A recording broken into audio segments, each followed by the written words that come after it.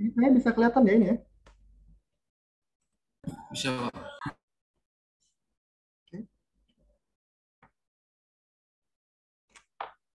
Suara saya bisa terdengar ya ini? Oh, terdengar. Ya, Pak. Bisa, Pak.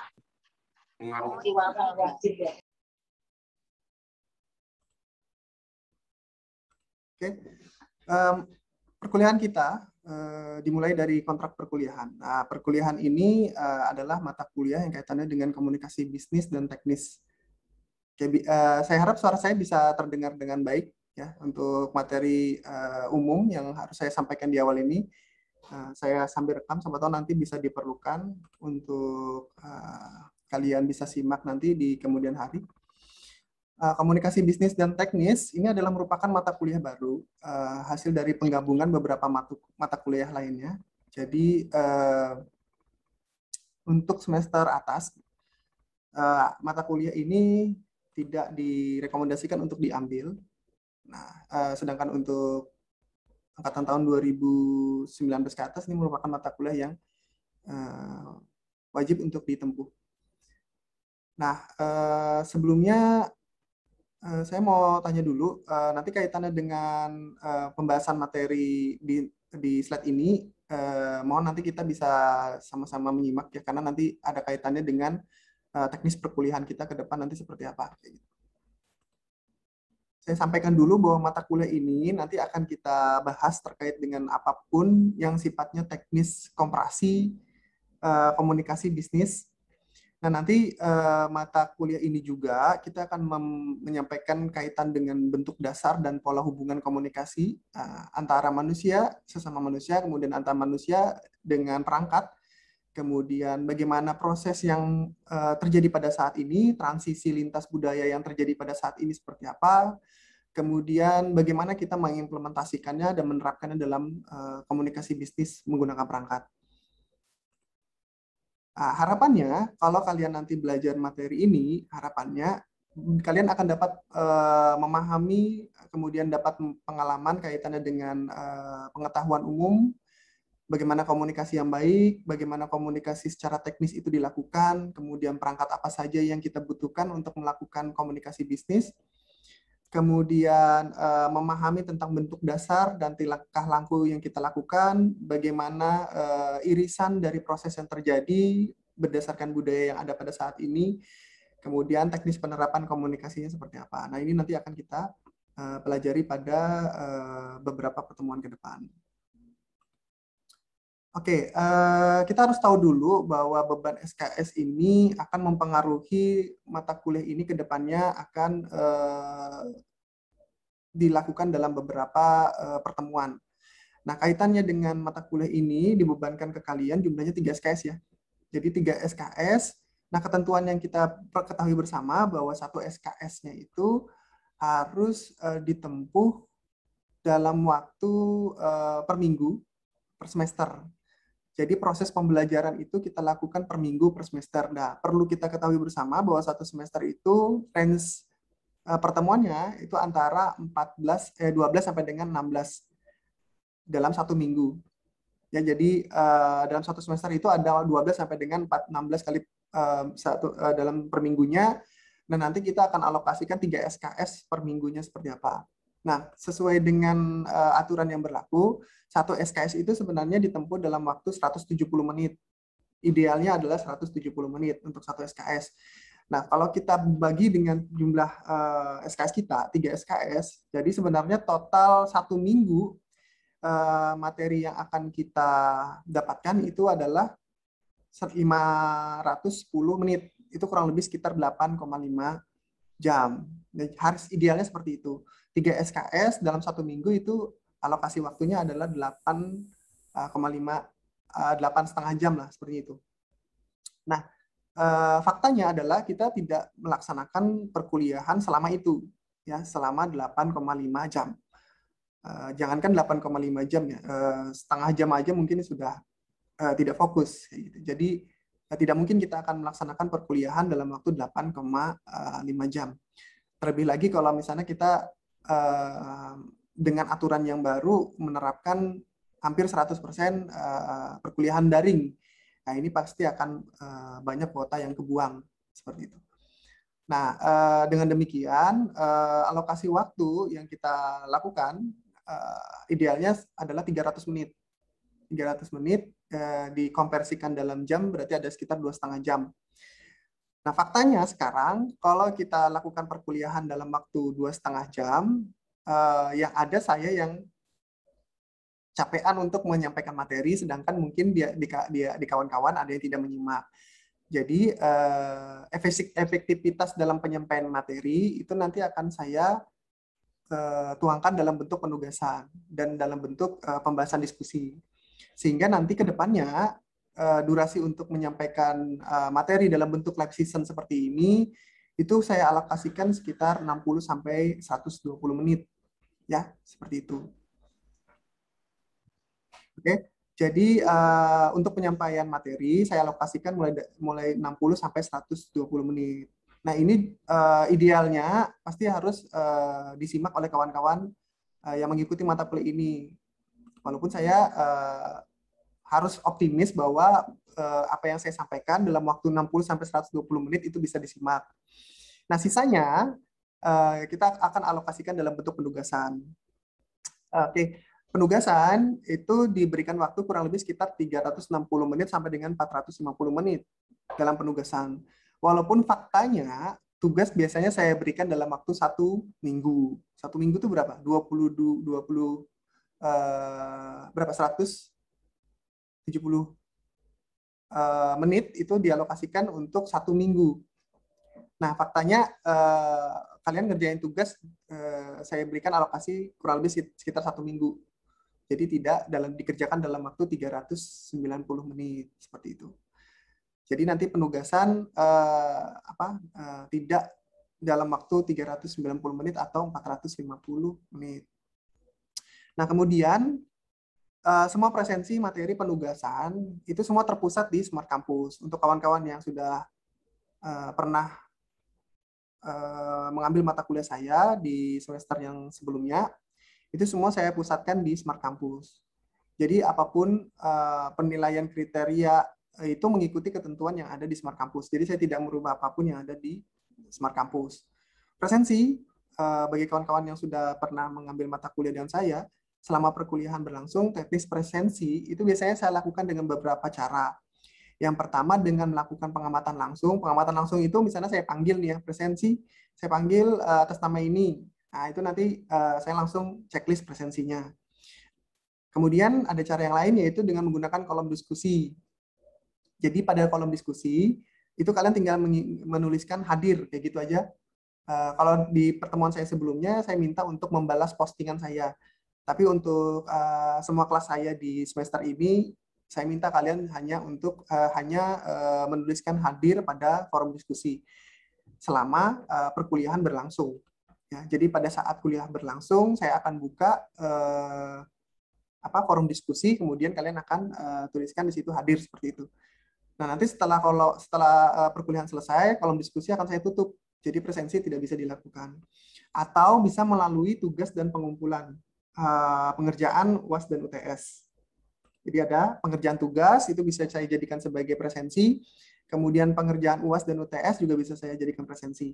Ya, jadi seperti itu polanya. Sebenarnya ada satu lagi pola, yaitu adalah dengan mengikuti langsung online seperti ini ya. Jadi linknya kalian akan akses menggunakan Smart, kemudian diklik dari sana, otomatis itu langsung menjadi presensi kehadiran. Tapi saya tidak menggunakan itu karena bisa jadi ada kendala di mana kawan-kawan tidak bisa mengakses aplikasi langsung bersamaan dengan bersamaan dengan Zoom-nya. Jadi untuk cara yang saya bilang tadi yang paling terakhir yaitu adalah dengan presensi langsung lewat Zoom itu tidak saya lakukan ke kalian. Ya, jadi dari aplikasi Zoom itu bisa dikonekkan ke Smart Campus. Kalian hanya masuk ke link Smart Campus, kemudian ada akses untuk presensi online, itu otomatis langsung dianggap hadir. Nah, saya tidak menggunakan itu, karena yang saya sampaikan tadi bahwa kemungkinan ada kendala pada saat kalian mengakses Smart berbarengan dengan mengakses Zoom. Jadi yang saya lakukan untuk presensi hanya seperti ini, yaitu pengamatan langsung, pada saat kalian presensi kemudian langsung saya tanyakan hadir atau tidak seperti itu, atas nama ini hadir nggak gitu. Itu cara pertama. Yang cara kedua adalah kalian mengisikan di forum diskusi. Tuliskan saja hadir seperti itu pada kolom diskusi yang saya buka. Nanti setelah perkuliahan saya tutup, perkuliahan kita tutup, nanti forumnya kolom diskusi itu saya tutup seperti itu. Atau cara yang ketiga yaitu melalui pengumpulan tugas atau pengerjaan UTS dan UAS seperti itu. Itu untuk presensi ya, bisa dipahami ya. Oke. Nah, kemudian bentuk pembelajaran kita karena kita juga harus patuh terhadap aturan yang ada yang berlaku pada saat ini untuk mencegah terjadinya penularan dari COVID seperti itu, maka kita diminta untuk melakukan perkuliahan online. Saya belum ada informasi terbaru kaitannya dengan bolehnya dalam satu ruangan secara full untuk melaksanakan kuliah offline. Jadi kita pakai lab session aja, kemudian nanti ada ceramah, diskusi dan tanya jawab. Kemudian pokok pembahasannya nanti kita sampaikan, ada latihan, ada pembahasan utama, kemudian nanti metode diskusi mungkin kita nanti bisa lakukan teknisnya, ada per kelompok, ada perorangan, tapi yang pasti untuk teknis penugasan itu nanti kita lakukan secara individu. Kemudian teknis perkuliahan ya sampai saat ini masih kita lakukan secara daring melalui presensi PPT sesuai dengan pokok pembahasan yang kita bahas setiap pertemuannya seperti itu. Sampai sini dulu ada yang mau ditanyakan? Kontrak kuliah saya gampang nggak ribet.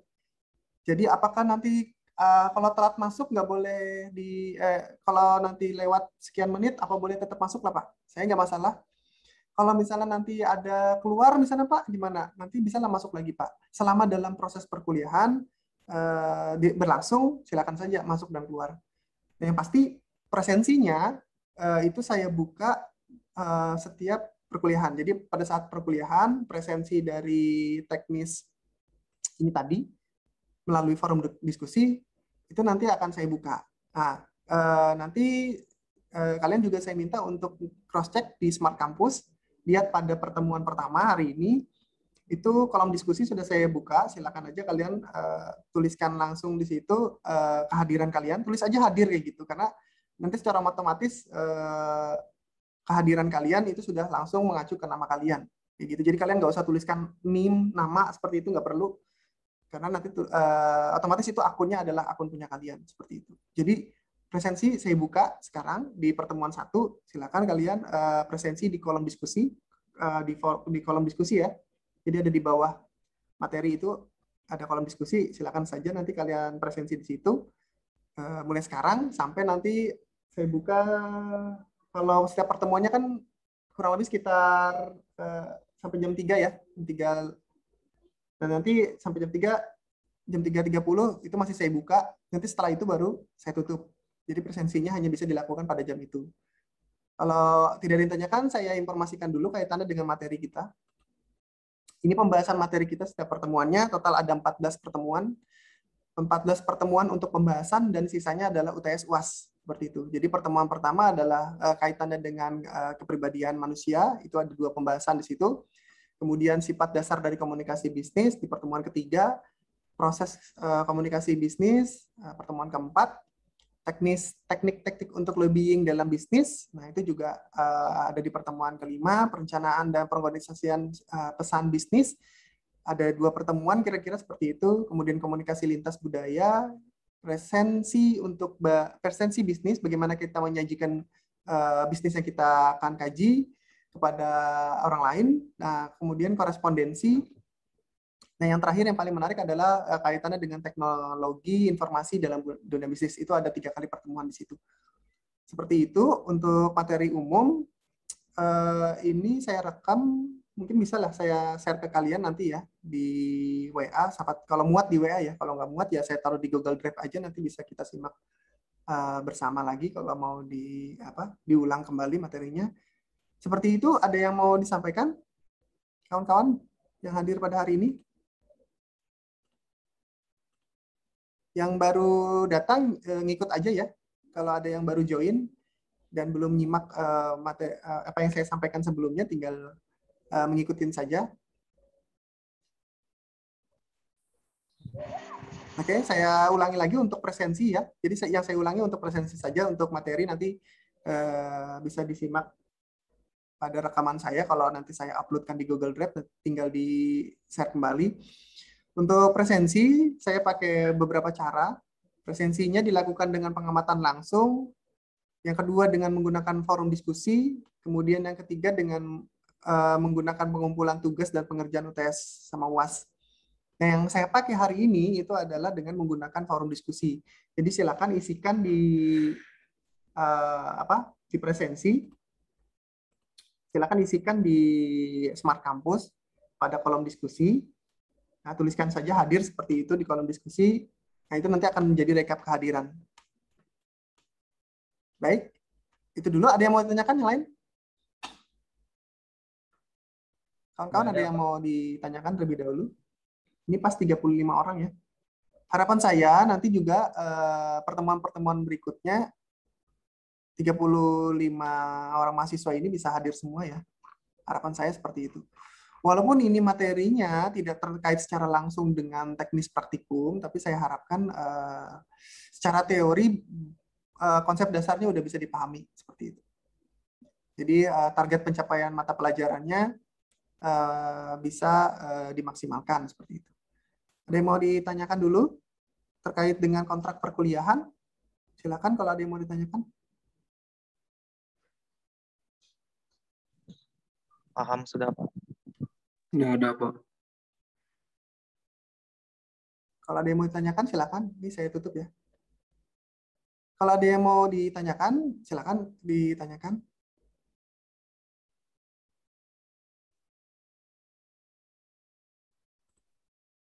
Untuk materi kita Pak, apakah di-share Pak sebelum kuliah tuh Pak? Mau nanya tugas misalnya? Tugas seperti biasa ya, format esai. Tapi nanti kalau ada pembahasan diskusi, nanti biasanya diskusi langsung aja di lewat Zoom. Kemudian proses penilaian ada di situ. Jadi nanti langsung proses penilaian aja lewat tanya jawab diskusi langsung kayak gitu. Sebisa mungkin 60 sampai 120 menit itu padat informasi ya. Jadi harapan saya kalau ada hal-hal yang di luar dari materi itu tidak perlu kita bahas gitu. Jadi biar kita padatkan biar maksimal.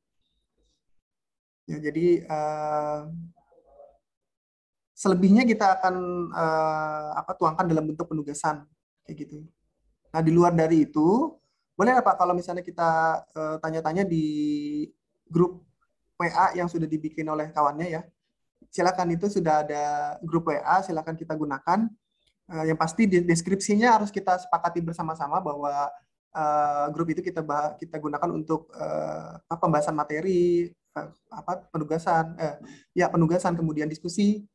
Nah, kita gunakan di Smart Campus di WA grup itu. Nah, kemudian usahakan untuk pembahasan dilakukan di aktivitas, di waktu aktivitas gitu. Jadi jangan di luar dari jam aktivitas, karena kan kasihan juga buat kalian juga untuk harus beristirahat seperti itu pada malam harinya. Gitu. Silakan kalau ada yang mau kita diskusikan sama-sama, mari kita diskusikan sama-sama kalau ada. Mungkin kaitannya dengan kontrak perkuliahan seperti itu. Ada yang mau ditanyakan?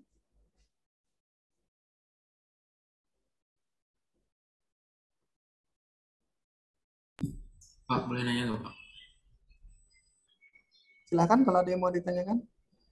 Kalau susah nanyakan lewat audio, bisa tanyakan lewat kolom chat ya. Pak, izin bertanya.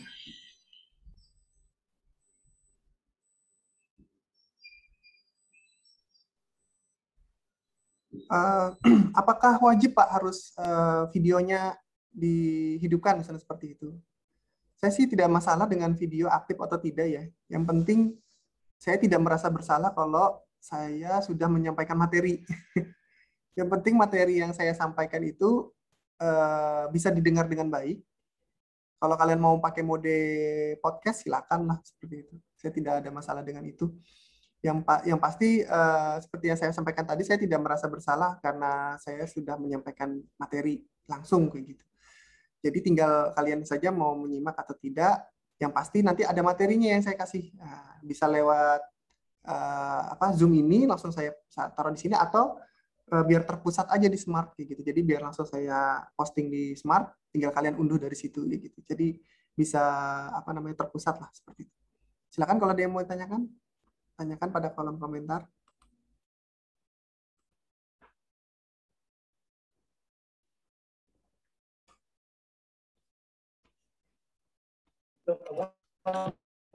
Nah, next berikutnya nanti di pertemuan selanjutnya saya nanti minta satu orang ya jadi co-host saya ya. Mungkin nanti saya minta tolong Rilda lah nanti untuk jadi co-host saya. Jadi nanti saya biar fokus buat materi, nanti ada Mas Rilda nanti buat fokus untuk me-admit kawan-kawan yang mau join di grup ini, join di Zoom maksudnya. Jadi saya tidak terdistraksi karena harus mengadmit gitu. Jadi saya biar fokus untuk menyampaikan materi dan menjawab pertanyaan-pertanyaan diskusi dari kalian. Oke, baik. Silakan kalau ada yang mau tanyakan. Ada?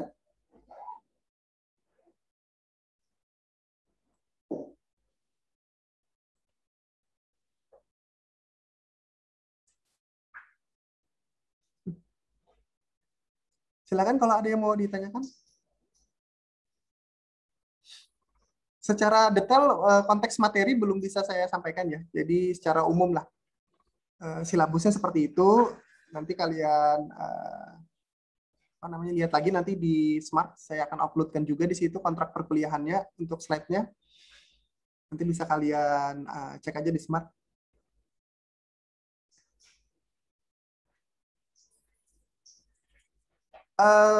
Oke.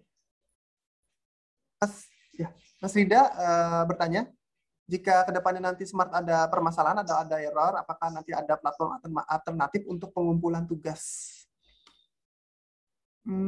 Baik. Efektifnya biar kita simpel, sebenarnya memang kita terpusat di satu tempat ya.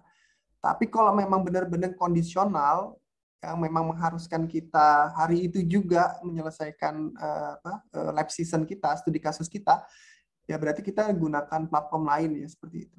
Ya sangat gampang sekali, nanti kita bisa gunakan Google Drive, tinggal di-upload di situ untuk penugasan. Sesederhana itu. Tapi saya sih tidak berharap itu terjadi ya. Tidak berharap itu terjadi sehingga semua bisa saya pusatkan di Smart gitu. Jadi kita berharap banget bahwa teknisi dari Smart ini bisa bekerja optimal untuk memperbaiki celah error yang terjadi pada Smart gitu.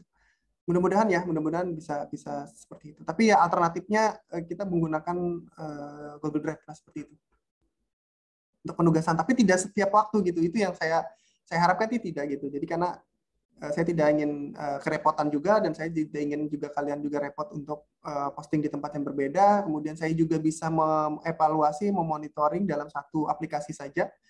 Jadi itu sudah bisa lebih efektif di saya ya seperti itu. Ada lagi? Saya ingatkan kembali ya untuk presensi. Silakan presensi di kolom diskusi pada pertemuan pertama. Silakan untuk diisikan ke sana. Tuliskan aja hadir kayak gitu, nggak usah tulis nama dan NIM kayak gitu. Karena di situ juga sudah ada nama dan NIM kalian. Pada saat saya rekap juga sudah masuk nama dan NIM kalian, jadi nggak perlu tuliskan ulang nama dan NIM. Tuliskan aja hadir kayak gitu. Ada yang mau tanyakan? Silakan. Nanti next ke depannya apakah kita pakai Zoom atau pakai Google Meet? Sementara ini kita Zoom aja terus ya. Jangan khawatir, nanti kita kondisional saja. Nanti kita pakai Zoom.